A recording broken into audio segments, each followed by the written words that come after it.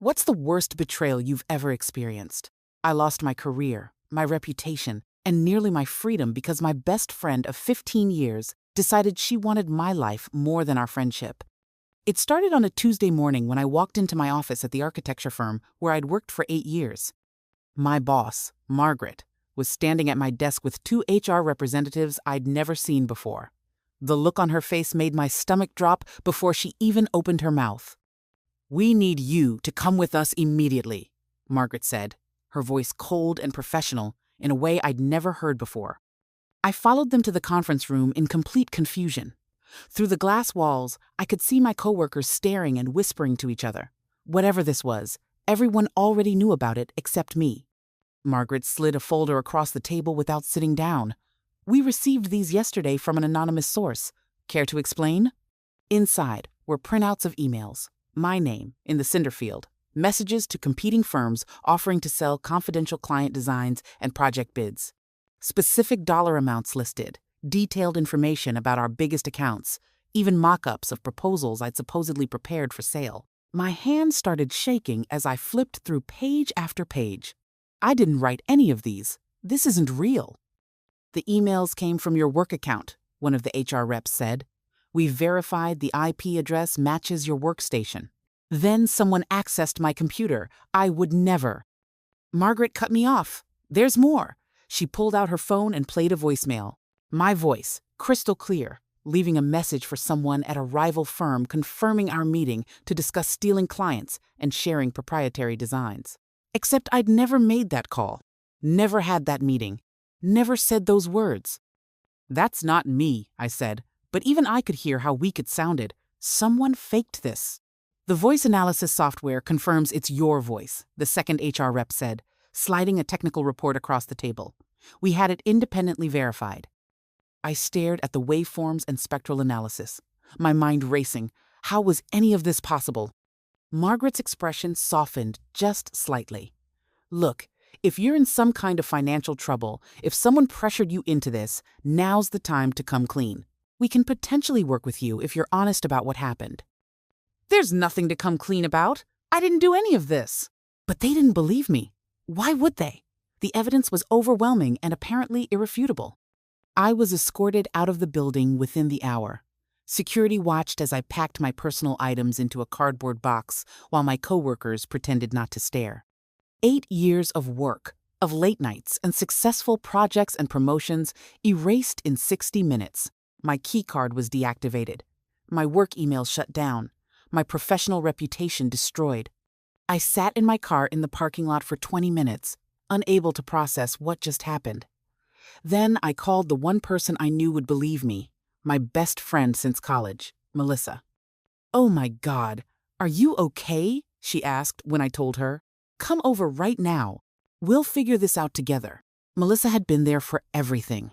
My graduation, my first job, my breakup with my ex-fiancé 3 years ago. She was the person I trusted most in the world. I drove straight to her apartment, still in shock. She made tea and let me cry on her couch for an hour while I tried to explain what happened. "Someone set me up," I kept saying. "But who would do this? Who even could do this?" Melissa squeezed my hand. "We'll find out. Maybe it was someone at work who wanted your position, or a competitor trying to sabotage the firm. But my voice on that recording, Melissa, how did they fake my actual voice?" She got quiet for a moment, then said, "There's AI technology now that can clone voices from recordings. Maybe someone got access to your voicemails or something." It made sense, sort of. Enough sense that I clung to it as a possibility. "You need a lawyer," Melissa said. "Like, immediately. This could turn into criminal charges." She was right. Corporate espionage and theft of trade secrets were serious crimes. I could go to prison. Melissa helped me find a lawyer that same day, calling in a favor with someone her cousin knew. Richard Torres agreed to meet me that evening, despite the short notice. In his office, I watched Richard's expression grow more serious as he reviewed the evidence the firm had given me copies of. The emails, the voice recording, the IP logs, all of it. "This is sophisticated," he finally said. "Whoever did this knew what they were doing. Can we prove it was faked? We can try. But voice analysis technology is pretty definitive, and these emails definitely came from your account. We'd need to prove someone else had access, which means finding evidence of hacking or unauthorized entry. What are my chances? Richard didn't sugarcoat it. Right now, not good. But let's start with getting ahead of this. I'll contact the firm and make it clear you're cooperating with any investigation. We'll get our own forensic IT expert to examine your devices. The IT examination cost $3,500 up front, money I didn't have after losing my job, but Melissa offered to loan it to me without hesitation. Pay me back whenever, she said, writing the check. That's what best friends are for. I was so grateful I cried again. She was the only person standing by me. The forensics expert, a guy named David Chen, spent 3 days examining my work laptop, my personal computer, and my phone. He found nothing unusual. No signs of hacking, no malware, no unauthorized access. Your accounts were accessed from your IP addresses, David explained. Whoever did this either had your passwords or was physically at your computer. That's impossible. I never share my passwords, and I'm the only one with access to my office. David shrugged. Then either you did this, or someone very close to you did. The police contacted me next. Detective Sarah Hoffman from the White Collar Crimes Unit wanted to ask me some questions. Richard insisted on being present. Detective Hoffman was professional, but skeptical. She'd clearly already made up her mind about my guilt based on the evidence. Walk me through your relationship with these competing firms, she said, showing me a list of companies the fake emails had been sent to. I don't have relationships with them. I've never contacted any of these companies. Your emails suggest otherwise. Those aren't my emails. Hoffman pulled out the voice recording and played it again, my voice discussing stealing clients and selling designs. It was so perfectly me that hearing it made me feel insane. That's AI generated, I insisted. It has to be. We had it analyzed by 3 independent experts, Hoffman said. They all confirmed it's your voice. Not synthesized, not altered, your voice. How was that possible? Unless someone had recorded me saying those exact words, which I knew I'd never said. Richard advised me not to answer any more questions without immunity, which made me look guilty, but I didn't know what else to do. The next day, my former employer filed a civil lawsuit against me for $2.3 million in damages. They claimed my theft of trade secrets had cost them 3 major clients and countless billable hours. I couldn't afford to defend myself.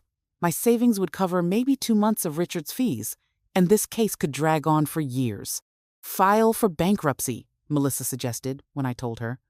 Protect whatever assets you have left. But bankruptcy felt like admitting defeat, like accepting I'd done something wrong. The story hit the local news a week later. Local architect accused of corporate espionage with my photo from the firm's website plastered across the screen. My phone exploded with messages. Former colleagues asking if it was true. Friends from college wanting to know what happened.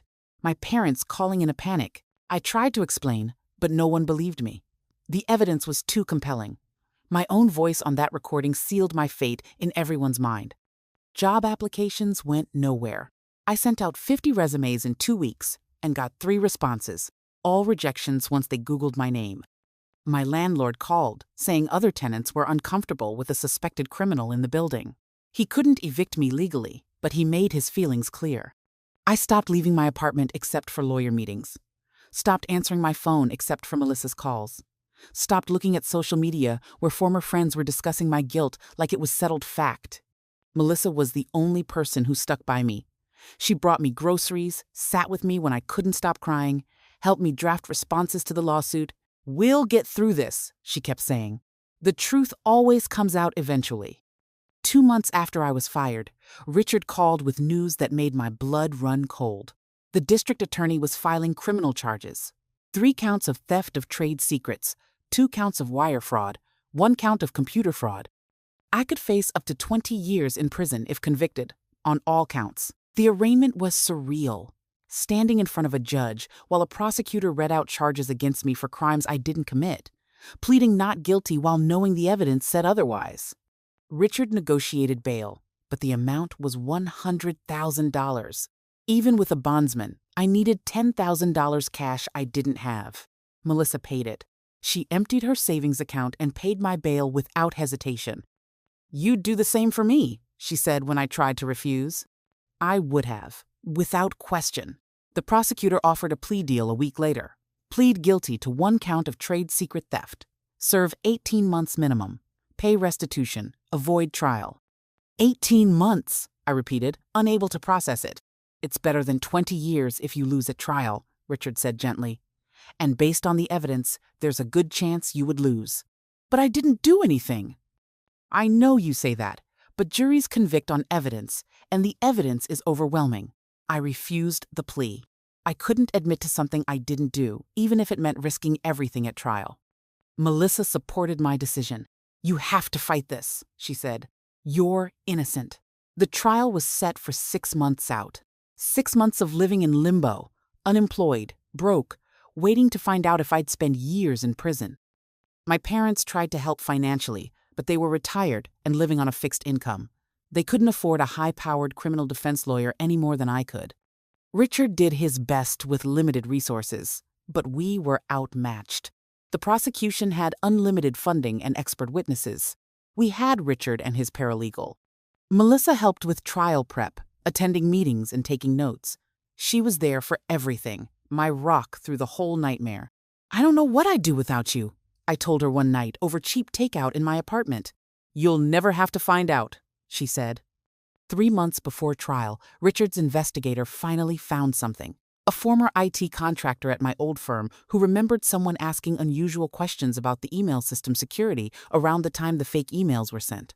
He couldn't remember who asked, Richard explained, but he said it was definitely someone internal, someone with existing access who wanted to know how to spoof sender information. It wasn't much, but it was something. Proof that someone inside the firm had been planning this. We subpoenaed the IT logs and security footage, hoping to find evidence of who'd been asking those questions. The firm fought the subpoena, claiming the records were confidential and could expose trade secrets. The judge gave them 30 days to produce redacted versions. When the records finally arrived, they'd been so heavily redacted they were useless. Entire pages blacked out, names removed, dates obscured. This is obstruction, Richard argued in court. The prosecution claimed the firm was protecting legitimate business interests. The judge sided with them. We were running out of options and running out of time. Melissa suggested I start a crowdfunding campaign to pay for my legal defense. People support wrongly accused people all the time, she said. Let's get your story out there. She helped me film a video, explaining what happened, maintaining my innocence, asking for help. She edited it and posted it for me, since I couldn't handle looking at the comments. The campaign raised $800 in 3 days, mostly from my parents and a few sympathetic college friends. The negative comments outweighed the support by about 50 to 1. People calling me a liar, a thief, a fraud, saying I deserved prison. I took the campaign down after a week.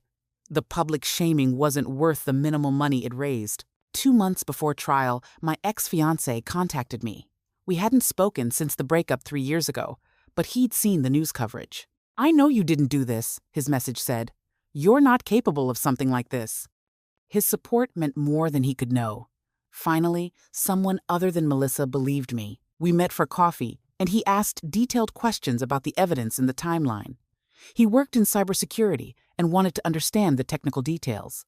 This whole thing feels personal, he said after I explained everything. Like someone who knows you well set this up. Who would want to destroy you like this? I'd been asking myself that question for months. I had no enemies that I knew of. No one who hated me enough to frame me for crimes. What about at work? He pressed. Anyone jealous of your success? Anyone you beat out for a promotion? I thought about it. There'd been some tension when I got promoted to senior architect 2 years ago, but nothing that seemed serious. Certainly nothing worth this level of revenge.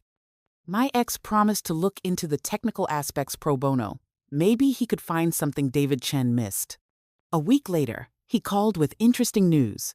The voice analysis reports the prosecution is using? They're from a company that's been flagged before for producing questionable results. Their methodology isn't as solid as they claim. Can we challenge it? Absolutely. I know an expert who can tear their analysis apart. He owes me a favor, so he'll do it cheap. Finally, a break. A real opportunity to cast doubt on the prosecution's evidence. Richard was skeptical, but willing to try. At this point, we need any reasonable doubt we can create. The new expert, Dr. James Martinez, examined the voice recording, and found irregularities the other analysts had missed. Slight variations in pitch and tone that suggested manipulation. "I can't say definitively it's AI generated," Dr. Martinez explained, "but I can say with certainty it's been edited. Parts have been cut and spliced together. It wasn't perfect, but it was something. Proof the recording wasn't as authentic as the prosecution claimed. We filed a motion to suppress the voice evidence, arguing it was unreliable. The hearing was scheduled for 2 weeks before trial. Melissa came with me to the hearing for moral support. She sat in the gallery taking notes while Dr. Martinez testified about the audio manipulation he'd found. The prosecution's expert contradicted him, insisting the recording was authentic. The judge seemed torn. After 3 hours of testimony, the judge ruled the voice recording could be admitted, but with an instruction to the jury about the disputed analysis. It was better than nothing, but not the win we needed.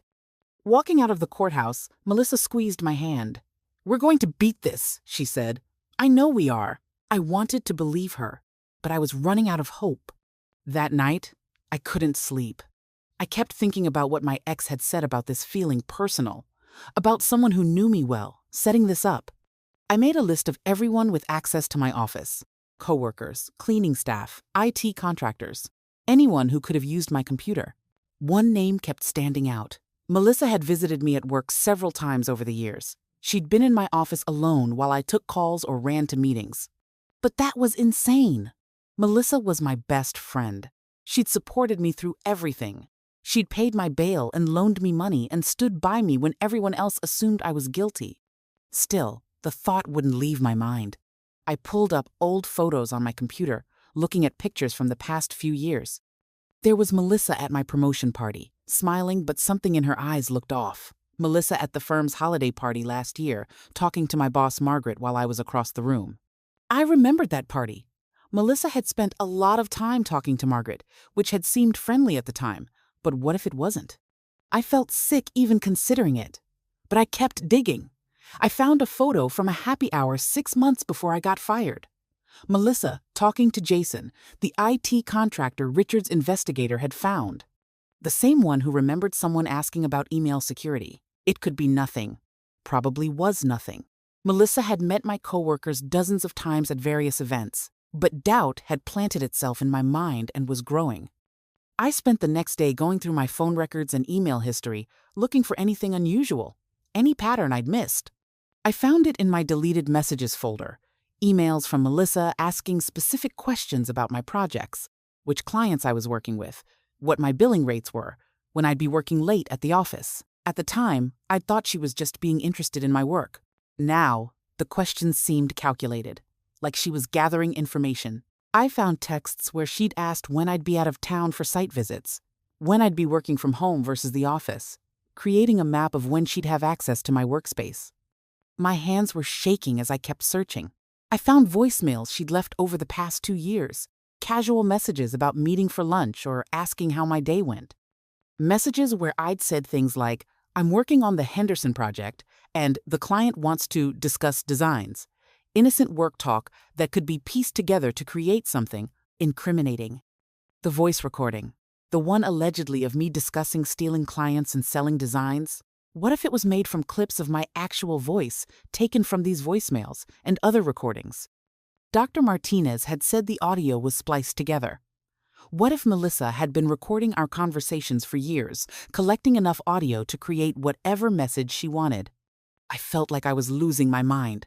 This was my best friend I was suspecting, the person who'd stood by me when everyone else turned away. But the more I looked, the more pieces fit together. I called my ex and asked him to look into Melissa's background without telling him why. He agreed, confused but willing to help. 2 days later, he called back. "This is weird," he said, "but Melissa applied for a senior architect position at your firm 4 years ago. She was rejected." My stomach dropped. "What?" "Yeah, she applied using her maiden name before she got married. She never mentioned knowing you in the application, so HR didn't make the connection. She wasn't qualified, so they passed. 4 years ago, right around when I got promoted to senior architect, the position Melissa had wanted." "There's more," my ex continued. "She's been having financial problems, serious ones. Her husband filed for divorce 6 months ago, and she's drowning in debt. 6 months ago, right when the fake emails started being sent from my account, everything clicked into place. Melissa wanted revenge for not getting the job I had. She needed money to deal with her divorce. She had access to my office, my computer, my passwords that I'd carelessly shared with my best friend over the years. She'd recorded my voice during our countless phone calls and coffee dates. She'd used those recordings to create the fake voicemail. She'd sent the fake emails from my account during one of her visits to my office. And then she'd positioned herself as my only supporter, the friend who believed in me, all while watching me suffer for crimes she'd committed. I wanted to throw up. "Are you okay?" my ex asked. "You're breathing really hard." "I need to call my lawyer," I managed to say. I told Richard everything, all my suspicions, all the evidence I'd found. To his credit, he didn't dismiss it as paranoia. "This is enough for me to start investigating," he said. "Don't confront her yet. Don't let her know you suspect anything. We need to gather solid proof." Richard hired a private investigator who started following Melissa. Within a week, they had photos of her meeting with someone from one of the competing firms I'd allegedly contacted, the same firm that had been sent the fake emails offering to sell client information. The investigator got video of them exchanging documents. He managed to identify the person as a senior partner at the competing firm. Richard got a court order to subpoena Melissa's financial records and phone records. She fought it, which only made her look more suspicious. When the records finally came through, they showed deposits of $15,000 from the competing firm, dated right after my firm lost their 3 major clients. Payment for the trade secrets Melissa had actually stolen and sold while framing me for it. Her phone records showed calls to my office number when I wasn't there, times when she must have been at my desk accessing my computer. Most damning, the IT forensics found that someone had accessed my work email from Melissa's home IP address on multiple occasions. She'd been logging in remotely using passwords I'd given her years ago for legitimate reasons and never thought to change. Richard took all of this to the prosecutor. At first, they didn't want to hear it. They'd invested too much in my case to admit they were wrong. But the evidence was overwhelming, especially when the competing firm, facing their own legal exposure, admitted they'd been working with Melissa to steal designs and client lists. The criminal charges against me were dropped 2 weeks before trial. The prosecutor issued a formal apology, calling it a case of mistaken identity and misdirected investigation. Melissa was arrested the same day, charged with theft of trade secrets, wire fraud, computer fraud, and conspiracy. The same charges that had been filed against me, plus additional charges for evidence tampering and making false statements to investigators. I should have felt vindicated. I should have felt relieved. Instead, I just felt empty. My best friend of 15 years had systematically destroyed my life because she was jealous and desperate. She'd watched me suffer, pretended to support me, all while knowing she was the one who'd caused it all. She'd loaned me money with funds she'd stolen by framing me. She'd paid my bail with what was essentially my own stolen career. The betrayal was so complete it felt unreal. Melissa's trial was fast. Faced with the overwhelming evidence, her lawyer advised her to take a plea deal. She got 8 years in federal prison and had to pay restitution to both me and the firm. I attended her sentencing. I wanted to hear her explain why she'd done it. In her statement to the judge, she broke down crying. "I was jealous," she said. "She had everything I wanted, the job, the career, the respect, and it should have been mine. I applied first. I worked just as hard, but they chose her." "So you decided to destroy her life?" the judge asked. "I decided to take what should have been mine," Melissa said. "The money from selling those designs, it was just compensation for what was stolen from me." The judge was not sympathetic. 8 years, the full term allowed under the plea agreement. As they led Melissa out in handcuffs, she looked at me. "I'm sorry," she mouthed. I didn't respond. There was nothing to say. My former employer offered me my job back with a formal apology and back pay for the months I'd been wrongly terminated. They also settled the civil lawsuit they'd filed against me, paying my legal fees and damages. I didn't take the job back. Too much had happened. Too many people there had been quick to believe I was guilty. I couldn't work with them again. Instead, I started my own architecture firm. Small at first, just me and one junior designer. But it was mine, built on my terms. The first major client I landed was one of the companies my old firm had lost. They'd heard about what happened and wanted to work with me specifically. It felt like justice in a small way. My ex and I started dating again. He'd stood by me when it mattered most, helped me find the truth when everyone else had given up. We took things slow, but it felt right in a way it hadn't the first time around. A year after Melissa's sentencing, I was featured in a professional journal article about wrongful accusations and corporate espionage. They wanted to know how I'd survived it. I almost didn't, I told the interviewer honestly. I was ready to take a plea deal for crimes I didn't commit because the evidence against me was so compelling. If I'd done that, Melissa would have gotten away with it. What made you keep fighting? Stubbornness, mostly, I said, and one person who believed me when it mattered. The article ran with the headline, "Architect Rebuilds Career After Best Friend's Betrayal." It brought in new clients and speaking opportunities.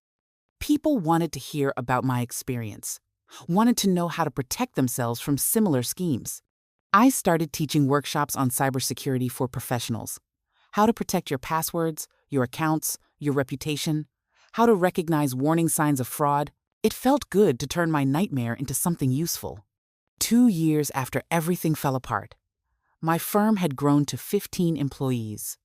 We'd landed several major projects and won industry awards. I'd rebuilt my reputation and my career. But I still jumped when my phone rang with unknown numbers. Still had nightmares about being arrested. Still found it hard to trust new people who wanted to be friends. The therapist I finally started seeing said those reactions were normal after trauma. That healing would take time. My parents told me they were proud of how I'd handled everything. My ex, now my fiancé, said I was the strongest person he knew. I didn't feel strong. I felt like I'd survived by luck and stubbornness more than anything else. But I had survived. That was what mattered. 3 years after the nightmare began, I got a letter from Melissa in prison. My first instinct was to burn it without reading it, but curiosity won out. The letter was 8 pages long, handwritten, full of apologies and explanations. She wrote about her jealousy, her financial desperation, her spiraling mental state. She explained how she'd planned it all, recording my voice during our conversations over years, learning my passwords by watching over my shoulder and asking innocent questions, timing her access to my office when she knew I'd be away. She wrote about watching me suffer and feeling both guilty and justified, about convincing herself I deserved it for having what she wanted. The last page was just apologies, over and over, saying she was sorry. I read the letter once, then put it in a drawer. I didn't respond. Maybe someday I'd be ready to process it, ready to forgive, or at least understand. But not yet. Not when the damage she'd caused still affected my daily life. My firm landed its biggest project yet last month, a multi-million-dollar commercial complex that would cement our reputation in the industry. During the celebration dinner with my team, someone asked how I'd gotten from where I was 3 years ago to where I am now. I kept showing up, I said. Even when everything seemed hopeless, I kept showing up and doing the work. It sounded inspirational, but really it had just been survival, putting one foot in front of the other because I didn't know what else to do. The question I still can't answer is how I missed the signs, how my best friend of 15 years hid that much resentment and malice while pretending to care about me. My therapist says predators are good at hiding their true nature, that Melissa probably believed her own lies about our friendship while plotting my destruction. It doesn't make it hurt less, doesn't make it make sense. I've learned to be more careful about who I trust, about what information I share and with whom, about protecting myself in ways I never thought I'd need to. Some people say that's sad, that I've let what happened make me cynical and closed off. But I'm still here, still building, still creating. Melissa is in prison, her career destroyed, her reputation ruined. She got what she tried to give me. I try not to feel satisfaction about that. Try to be the bigger person and focus on my own life rather than her punishment. Most days I succeed. Some days I don't. The wedding is in 3 months. Small ceremony, just close family and a few trusted friends. People who stood by me when everything fell apart. People I've carefully vetted and learned to trust again.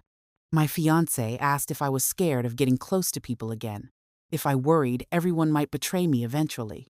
Every day, I admitted, but I can't live in fear forever. So I'm choosing to move forward, to build a life, to trust carefully and protect myself while still remaining open to connection. It's not the life I thought I'd have, but it's mine, earned through surviving the worst betrayal I could imagine. And most days, that's enough.